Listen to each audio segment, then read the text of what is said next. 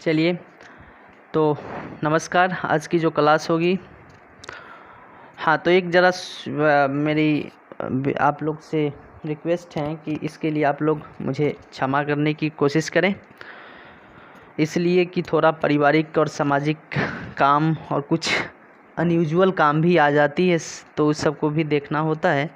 और जो आप लोग इसके लिए चिंतन न करें, टेंशन मत ले, चिंतन ना करें कि इस चैनल पर अगर जुड़े हैं तो हमारी तैयारी होगी या नहीं होगी। आप लोग को बिल्कुल हो जाएगी। हम कोशिश करेंगे और करते रहे हैं कि आपको, हमारा ये कोशिश रहेगा कि परीक्षा से पहले आपके पूरे सिलेबस, साइंस की पूरी सिलेबस को हम कंप्लीट कर दें। इसलिए आप लोग तनाव बिल्कुल ना लें, चैनल पर जुड़ें। और इस चैनल पर जुड़े हैं तो आपको पूरी तैयारी, साइंस की पूरी तैयारी इसके माध्यम से हो जाएगी। आप लोग थोड़ा भी तनाव ना लें अगर बीच बीच में छुट्टियां हो जाती है इसके लिए, ठीक है। इसके लिए आपको तनाव नहीं लेना है। और थोड़ा कमेंट वमेंट करते रहो, लाइक डिसलाइक करते रहो। डिसलाइक मतलब अगर कमेंट वमेंट करोगे तो थोड़ा लगता है कि अगर साथ हैं तो इससे पता चलता है कि कुछ को हम पढ़ा रहे हैं। तो अगर आप लोग को एक बात और, अगर नहीं समझ में आता है किसी भी प्रकार के टॉपिक्स या किसी प्रकार का बात या किसी भी ऐसी जो टॉपिक्स हो या कोई शब्द हो जो ना समझ में आया हो, तो उसे निसंदेह कमेंट बॉक्स में लिख दीजिए, उस पर हम अलग से वीडियोज़ को तैयार कर देंगे, ठीक है। और इसे शेयर वेयर करो और इसे फैलाओ, जो पता चले कि हाँ हम इससे भी कर सकते हैं, ठीक ना। तो इसके लिए तनाव नहीं लेना है और बेझिझक इसके साथ जुड़कर पढ़ाई करना है, आपकी कंप्लीट तैयारी हो जाएगी। ओके, चलिए आज के हम मुख्य विषय पर आते हैं। आज का जो मुख्य विषय है वो होगी, अच्छा इससे पिछले वीडियोज़ में जो हम आपको बताए थे उसी क्वेश्चन का आज व्याख्या किया जाएगा। वो क्वेश्चन क्या था, ज़रा एक बार पढ़ लो। क्वेश्चन था, प्रकाश संश्लेषण की प्रक्रिया के लिए CO2 आवश्यक होता है कैसे, है ना। यानी क्वेश्चन था कि प्रयोग द्वारा सिद्ध कीजिए कि प्रकाश संश्लेषण की प्रक्रिया के लिए CO2 आवश्यक होता है। तो इसे सिद्ध करना था। तो देखो, इस पर हम आपको समझा दिए थे, एक एक स्टेप, एक एक प्रयोग करके बता दिए थे। और हम उम्मीद करते हैं कि आप समझे भी होंगे। हमको उम्मीद है, विश्वास भी है कि आप समझे होंगे, अगर अच्छे से ध्यानपूर्वक वीडियोज़ को देखे होइएगा तो। और इसका आंसर भी आप लोग लिख लिए होंगे, ये हमारा विश्वास है। फिर भी हम इसका आंसर लिखाएंगे, ठीक है। जो नहीं लिख पाया उनके लिए हम लिखाएंगे, इसलिए जो लिख लिए उनको बहुत बहुत बधाई मेरे तरफ से। और जो नहीं लिखे वो नोट करेंगे, कॉपी पेन निकालिए और इसका आंसर नोट कीजिए, जैसे कि ऑफलाइन क्लास में नोट करते हैं उसी प्रकार से सुनिए और नोट कीजिए, ठीक है। ठीक है, तो नोट कीजिए। समझाना तो है नहीं, क्योंकि क्यों नहीं समझाना है, क्योंकि एक अच्छी कैटेगरी से, एक अच्छी तरीक़ा से हम आपको इसे पिछले वीडियोज़ में समझाए हैं, आज सिर्फ लिखाएंगे, ठीक है। ओके, तो क्वेश्चन एक बार देख लो। क्वेश्चन है, प्रयोग द्वारा सिद्ध कीजिए कि प्रकाश संश्लेषण की प्रक्रिया के लिए CO2 आवश्यक होता है ना। तो इसका आंसर लिखिए। सबसे पहले गमले में लगे एक पौधों को लेंगे। सबसे पहले गमले समझते हैं ना, गमला में जो लगा पौधा होता है छत पर। सबसे पहले गमले में लगे एक पौधों को लेंगे और उसे 2 दिनों तक अंधेरे में रख देंगे। सबसे पहले गमले में लगे एक पौधों को लेंगे और उसे 2 दिनों तक अंधेरे में रख देंगे, ठीक। उसे 2 दिनों तक अंधेरे में रख देंगे। इससे क्या होगा, अब अंधेरे में रख देगा तो क्या होगा, प्रकाश संश्लेषण की प्रक्रिया होगी या नहीं होगी, स्टार्च नहीं बनेगा। तो लिखिए वही, सबसे पहले गमले में लगे एक पौधों को लेंगे और उसे 2 दिनों तक अंधेरे में रख देंगे। इससे पौधों में प्रकाश संश्लेषण की प्रक्रिया नहीं होगी।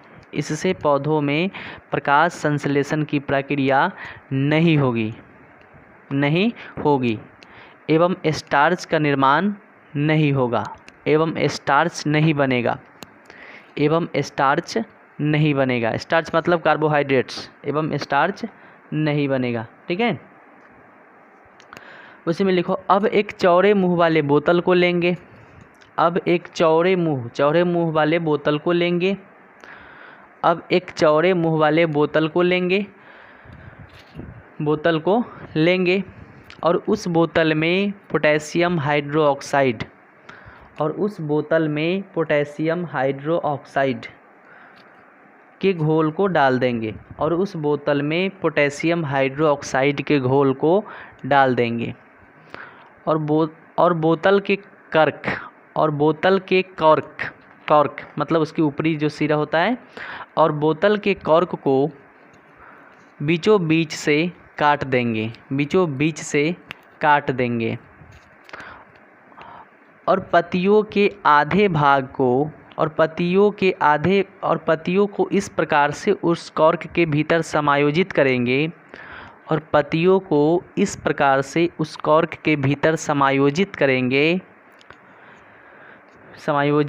करेंगे कि पत्ती का आधा भाग बोतल से बाहर और पत्ती का आधा भाग बोतल के अंदर संयोजित हो जाएं। पत्ती का आधा भाग बोतल के बाहर तथा पत्ती का आधा भाग बोतल के अंदर संयोजित हो जाएं। ठीक, इतना लिख लिए। ओके, यानी पत्ती का आधा भाग बोतल के बाहर और पत्ती का आधा भाग बोतल के अंदर संयोजित हो जाए। ठीक, चलिए उसके बाद लिखिए संयोजित हो जाए। अब इस व्यवस्था को, यानी इस उपकरण को, एक उपकरण बन गया, एक व्यवस्था तैयार हो गया ना। हाँ, अब इस व्यवस्था को सूर्य की रोशनी में ले जाकर करीब 3 से 4 घंटे तक रख देंगे। अब इस व्यवस्था को सूर्य की रोशनी में ले जाकर करीब 3 से 4 घंटे तक रख देंगे। कितने घंटे तक? 3 से 4 घंटे तक रख देंगे।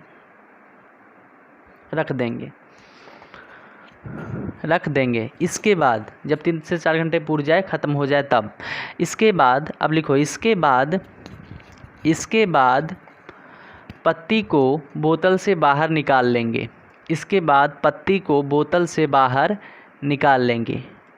और जिस पत्ती पर प्रयोग किए थे उस पत्ती को पौधों में से तोड़ लेंगे।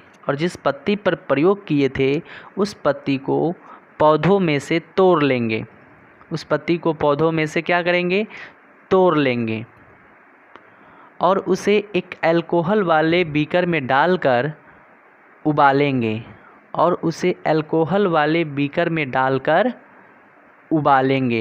क्या करोगे? उबालोगे, बॉयल करोगे। ठीक है, और उसे अल्कोहल वाले बीकर में डालकर उबालेंगे।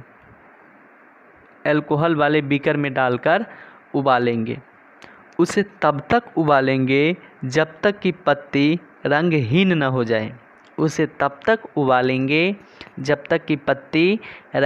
न हो जाए। यानी कलरलेस। उसे तब तक उबालेंगे जब तक कि पत्ती रंगहीन ना हो जाए। जब लगे कि पत्ती रंगहीन हो गया है, तब पत्ती को बीकर में से निकालकर साफ पानी से अच्छी तरह से धो देंगे। जब लगे कि पत्ती रंगहीन हो गया है, तब पत्ती को बीकर में से निकालकर उसे साफ पानी से अच्छी तरह से धो देंगे।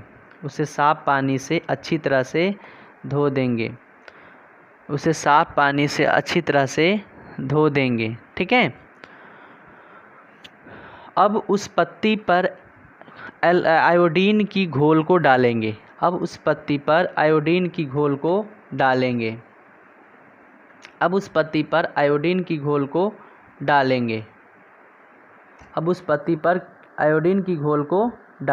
ठीक है, तो हम पाएंगे कि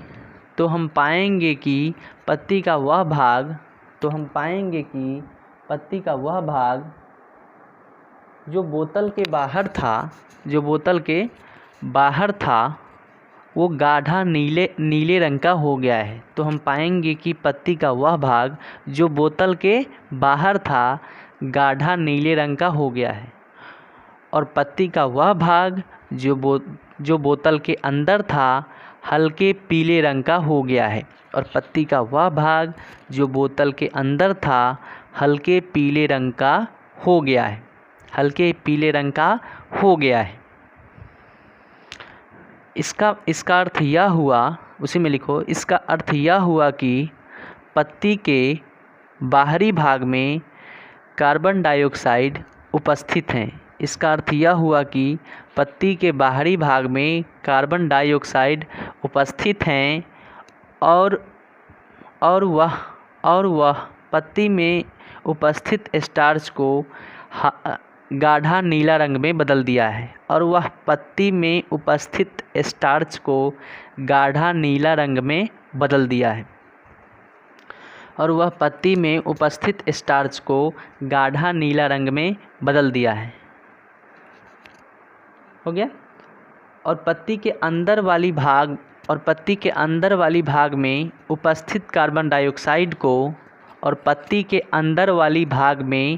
उपस्थित कार्बन डाइऑक्साइड को KOH का घोल ने सोख लिया है। और पत्ती के अंदर वाली भाग में उपस्थित कार्बन डाइऑक्साइड को KOH के घोल ने सोख लिया है, जिसके कारण पत्ती के अंदर वाली भाग पीला रंग का हो गया है। जिसके कारण पत्ती के अंदर वाली भाग पीले रंग का हो गया है। पीले रंग का हो गया है, जिसमें प्रकाश संश्लेषण की प्रक्रिया नहीं हुई है। समझ में आया? जिसमें प्रकाश संश्लेषण की प्रक्रिया नहीं हुई है। हो गया। लिखिए, उसी में पैराग्राफ चेंज कर दीजिए। अब लिखिए, इस प्रयोग से साबित होता है कि प्रकाश संश्लेषण की प्रक्रिया में CO2 यानी कार्बन डाइऑक्साइड का होना अति आवश्यक है। इस प्रयोग से साबित होता है कि प्रकाश संश्लेषण की प्रक्रिया में कार्बन डाइऑक्साइड यानी CO2 का होना अति आवश्यक है। ठीक है। अर्थात दूसरे शब्द में अर्थात कर दो। अर्थात प्रकाश संश्लेषण की प्रक्रिया CO2 के बिना संभव ही नहीं हो सकती। अर्थात प्रकाश संश्लेषण की प्रक्रिया CO2 के बिना संभव ही नहीं हो सकती। अब ये क्यों नहीं हो सकती, सबके बारे में हम आपको पिछले वीडियोज़ के लेक्चर में इसके बारे में अच्छे से विस्तार पूर्वक प्रयोग से बताए हैं, इसलिए यहाँ पर नहीं बताएंगे। ठीक है। उस वीडियोज़ को सीरियली देखिएगा, तब आपको सब समझ में आएगा, सब आएगा समझ में। ठीक है। चलिए, तो ये आपका जो ये क्वेश्चन था, उस क्वेश्चन का जो ये आंसर, आपको एक बेहतरीन आंसर तैयार हो गया। अब इसे नोट्स बनाते चलिए, याद करते चलिए, ये आपका काम है। ठीक है। ओके। आज फिर अब नया क्वेश्चन पढ़ेंगे, फिर से उस क्वेश्चन को नोट करते हैं। चलो, तो आज का जो क्वेश्चन है वो फिर है, आज का क्वेश्चन नया, नोट करो इसको। आज का फिर क्वेश्चन है, प्रयोग द्वारा सिद्ध कीजिए कि, नेक्स्ट क्वेश्चन,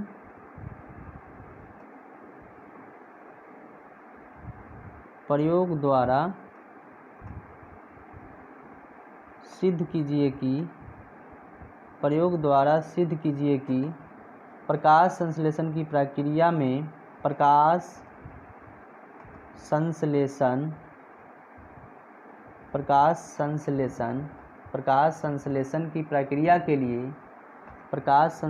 की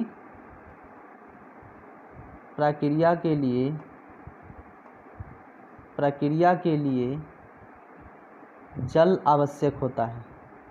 अब जल के बारे में चर्चा करेंगे। जल आवश्यक होता है। जल आवश्यक होता है। जल आवश्यक होता है। ठीक है। क्वेश्चन को फिर से देख लो। ये भी 5 स्टार वाले क्वेश्चन है, यानी कहने का मतलब छपाया आपको आउट है क्वेश्चन, ये परीक्षा में पूछा ही जाएगा। चारों पांचों में से कोई ना कोई एक टकरा ही जाएगा, आई कैन गारंटी। प्रयोग द्वारा सिद्ध कीजिए कि प्रकाश संश्लेषण की प्रक्रिया के लिए जल यानी कार्बन डाइऑक्साइड सॉरी कहाँ से कहाँ दिमाग चला जाता है, बोलना कुछ बोल दिए कुछ। यानी क्वेश्चन है, प्रयोग द्वारा सिद्ध कीजिए कि प्रकाश संश्लेषण की प्रक्रिया के लिए जल आवश्यक होता है। कार्बन डाइऑक्साइड बोल दिए थे।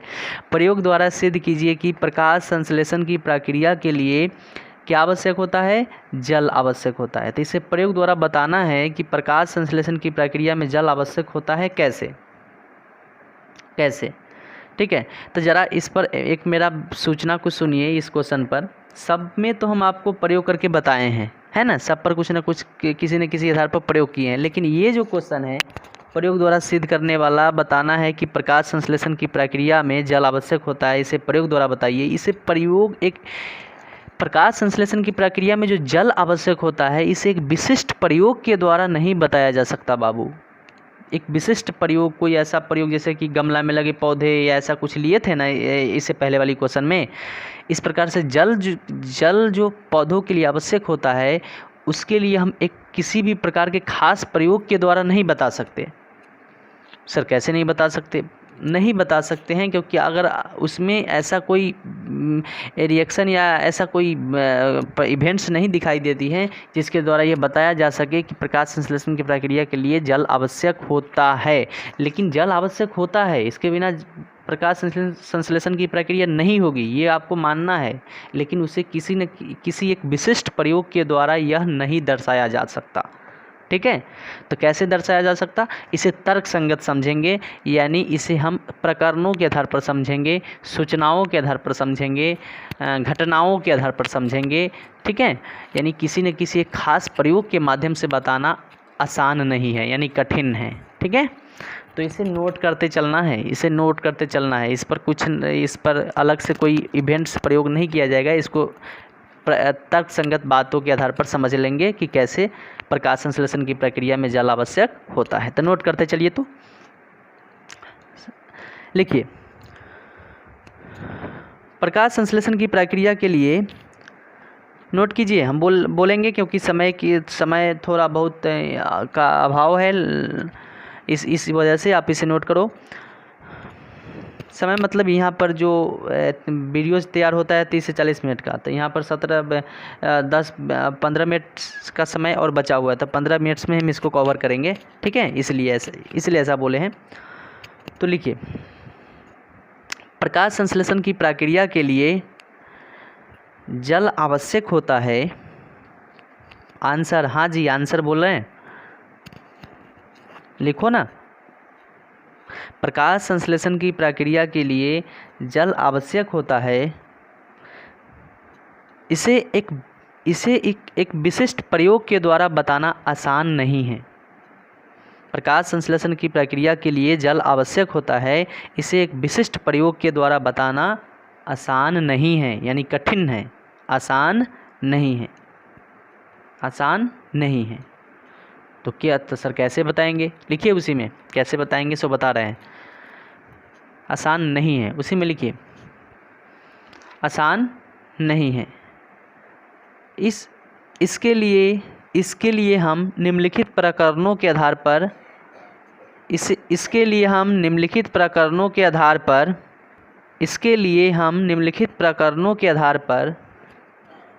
तर्क संगत समझ सकते हैं। इसके लिए हम निम्नलिखित प्रकरणों के आधार पर तर्क संगत समझ सकते हैं। इसके लिए हम निम्नलिखित प्रकरणों के आधार पर तर्क संगत समझ सकते हैं कि प्रकाश संश्लेषण की प्रक्रिया में जल आवश्यक होता है। इसे हम निम्नलिखित प्रकरणों के आधार पर तर्क संगत समझ सकते हैं कि प्रकाश संश्लेषण की प्रक्रिया में जल आवश्यक होता है। ठीक है, निम्नलिखित प्रकरणों के आधार पर समझ सकते हैं कि प्रकाश संश्लेषण की प्रक्रिया में जल आवश्यक होता है। ठीक, चलो नंबर 1 में नोट करो। नंबर 1 में नोट करो, पौधों में वृद्धि, नंबर 1 में जल के द्वारा ही पौधों में वृद्धि एवं विकास होता है। जल के द्वारा ही पौधों में वृद्धि एवं विकास होता है। नंबर 1 में जल के द्वारा ही पौधों में वृद्धि एवं विकास, जल के द्वारा ही पौधों में वृद्धि एवं विकास। पहला पॉइंट, जल के द्वारा ही पौधों में वृद्धि एवं विकास होता है। वृद्धि एवं विकास होता है। ठीक, नेक्स्ट पॉइंट, विकास होता है। इसके बाद लिखिए, अगर पौधों को नियमित रूप से जल न दिया जाए तो वे अगर पौधों को नियमित रूप से जल न दिया जाए, दूसरा में अगर पौधों को नियमित रूप से जल न दिया जाए तो वे सूखने लगते हैं अर्थात मर जाते हैं। अगर पौधों को नियमित रूप से जल न दिया जाए तो वे सूखने लगते हैं अर्थात मर जाते हैं। वे सूखने लगते हैं अर्थात मर जाते हैं। इसीलिए किसान अपने खेतों में लगे हुए फसलों को नियमित रूप से सिंचाई करते रहते हैं। इसलिए किसान अपने खेतों में लगे हुए फसलों को नियमित रूप से सिंचाई करते रहते हैं। इसीलिए किसान अपने खेतों में लगे हुए फसलों को नियमित रूप से सिंचाई करते रहते हैं। ठीक है, सिंचाई करते रहते हैं। नेक्स्ट पॉइंट, पौधे अपने जड़ों के द्वारा रूट पौधे अपने जड़ों के द्वारा जल को मिट्टी के अंदर पौधे अपने जड़ों के द्वारा जल तथा मिट्टी के अंदर से खनिज लवण पौधे अपने जड़ों के द्वारा जल तथा मिट्टी के अंदर से खनिज लवण जैसे खनिज लवण जैसे नाइट्रोजन, फास्फोरस, कैल्शियम, मैग्नीशियम, लोहा आदि का अवशोषण करते हैं। लोहा आदि का क्या करते हैं? अवशोषण करते हैं। पौधे अपने जड़ों के द्वारा जल को तथा मिट्टी के अंदर से खनिज लवण जैसे नाइट्रोजन, फास्फोरस, कैल्शियम, मैग्नीशियम, लोहा आदि का अवशोषण करते हैं, यानी खींचते हैं। किसके द्वारा? जल के माध्यम से खींच लेता है, अपने जड़ों के द्वारा जल के माध्यम से खींच लेता है। ठीक है, तो ये हुआ। ठीक, अवशोषण करता है। नेक्स्ट पॉइंट लिखो,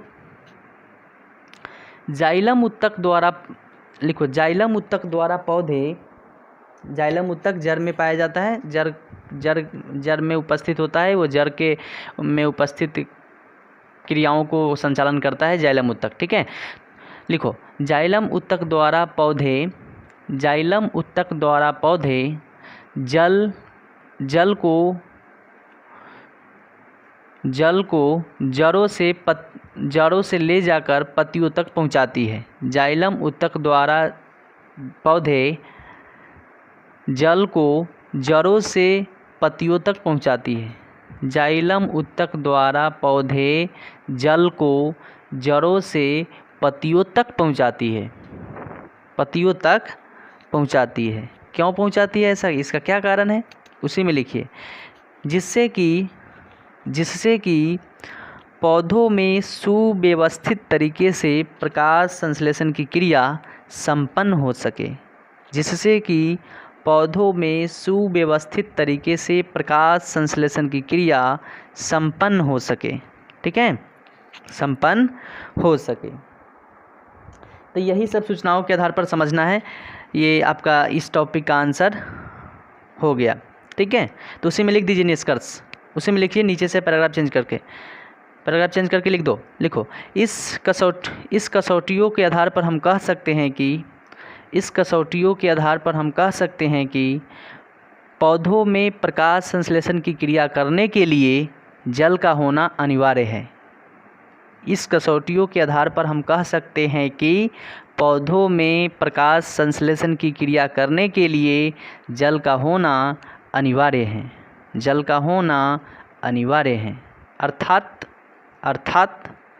अर्थात प्रकाश संश्लेषण की क्रिया करने के लिए प्रकाश संश्लेषण की क्रिया जल के बिना संभव ही नहीं हो सकती।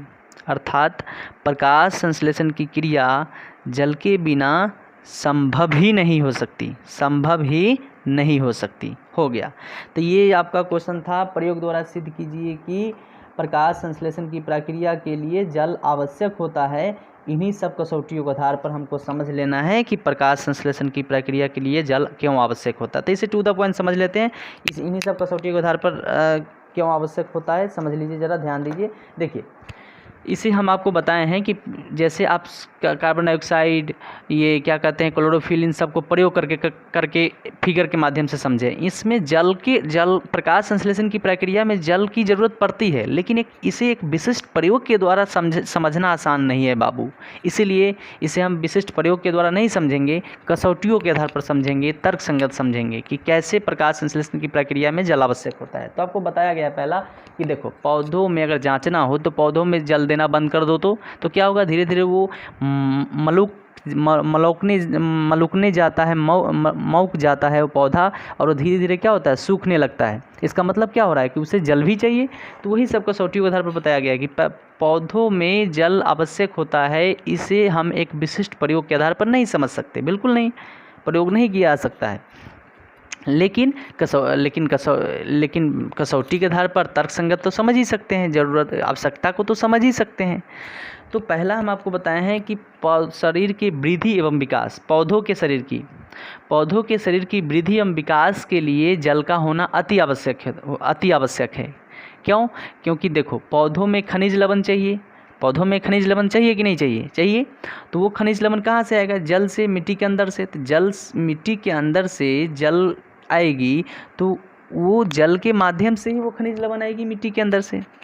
तो वो जल में घुल जाएगा खनिज लवण, और उस जल को जाइलम उत्तक क्या करता है, जैसे कि ये पौधा है, ये मान लो ये पौधा है, ये जड़ है, ये पौधा है ना, ये मान लो पौधा है, तो ये जड़ है, तो ये क्या करेगा, इसमें से जो भी जल होगा इसको ऊपर खींच कर ले जाएगा, इसको ऊपर खींच करके ले जाएगा, जल को क्या करेगा, ऊपर मुँहे खींच करके ले जाएगा। ठीक है, ऊपर खींचकर ले जाएगा। तो कौन ले जाएगा? जाइलम उत्तक, पत्तियों तक ले जाएगा। अब पत्तियों तक ले गया क्यों? क्योंकि पत्ती के माध्यम से प्रकाश संश्लेषण की क्रिया होगी। तो जब भोजन का निर्माण प्रकाश संश्लेषण की क्रिया होगी तो उस समय क्या होना, उस समय ये जो जल ऊपर पत्ती में पहुंचा, जिसके कारण प्रकाश संश्लेषण की क्रिया जो है वो पूर्ण रूप से संपन्न हो सके, इसलिए यहाँ पर जल को पहुंचाया जाता है।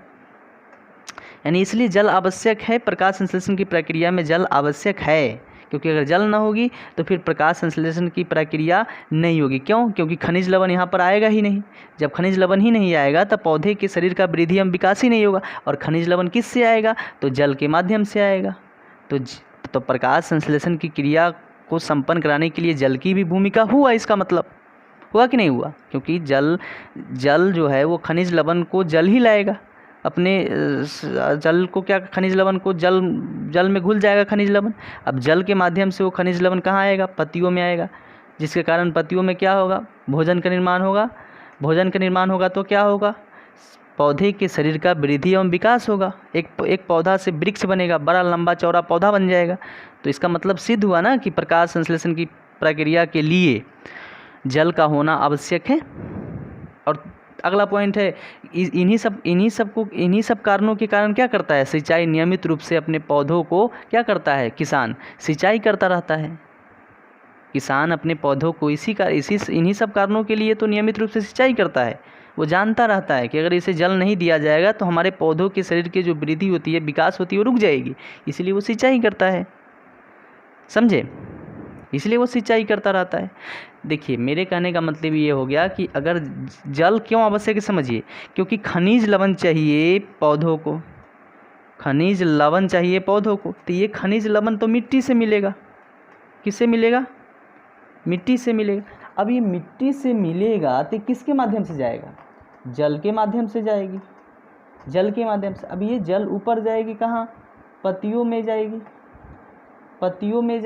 है ना। ये कहाँ जाएगी? पत्तियों में जाएगी, पत्तियों में जाएगी। तो ये खनिज लवण तो जल में मिल गया। अब ये जल जाइलम उत्तक के द्वारा पत्तियों में चली गई। अब पत्ती में ये पोषक तत्व चला गया तो प्रकाश संश्लेषण की क्रिया होगी, तो पत्ती इस खनिज लवण का उपयोग करेगा, और उपयोग करके क्या करेगा? भोजन बनाएगा। तो इससे सिद्ध हुआ ना कि प्रकाश संश्लेषण की प्रक्रिया के लिए जल आवश्यक है, जल का होना भी अनिवार्य है, क्योंकि जल नहीं होगा तो खनिज लवण ही नहीं आएगा। जब खनिज लवण ही नहीं आएगी तो पौधों के शरीर के वृद्धि एवं विकास कैसे होगा? भोजन ही नहीं बनेगा। जब भोजन ही नहीं बनेगा तो पौधों के शरीर का वृद्धि एवं विकास ही नहीं होगा। तो इससे सिद्ध हो गया ना कि प्रकाश संश्लेषण की प्रक्रिया के लिए जल आवश्यक है। समझ में आया? ओके।